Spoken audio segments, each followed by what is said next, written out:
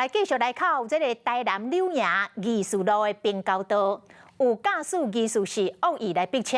甚至伫咧平交道顶调故意放慢这个速度，车慢慢啊驶，害后壁车无法度正常来行驶，嘛要对咧慢落来。啊，这车就安尼慢速卡伫咧平交道顶，所以后壁车的驾驶不得已就甲二喇叭甲80声，安尼袂得咯。这个驾驶落车甲拍车门甲恐吓，当事人去甲告咯，告强制甲恐吓罪。警方已经通知到案说明。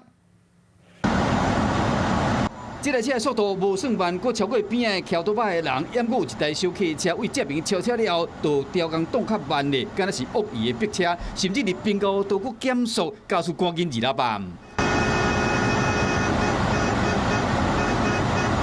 头前这台车同款无加速，后壁这台险险啊就甲弄到，这个驾驶佫二喇叭，即摆这个驾驶就落车要找伊理论。代志发生伫昨早起10点，台南市柳营区艺术路的平交道，一个姓林的小客车的驾驶经过艺术路的时，和这个银色轿车驾驶恶意的逼车，为无法度正常驶过这个平交道，20外个喇叭甲提醒，安尼险险啊，佫弄到对方，后来对方佫甲恐吓，伊赶紧去报警，要甲佫强制甲恐吓。驾驶人至少涉及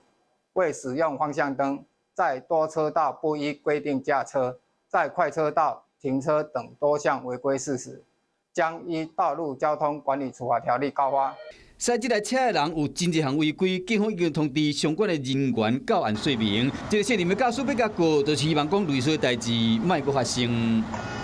嗨，大家好，我是颖彤。想要来抢先掌握最及时的新闻资讯吗？赶快订阅、按赞、开启小铃铛，锁定华视新闻的 YouTube 频道。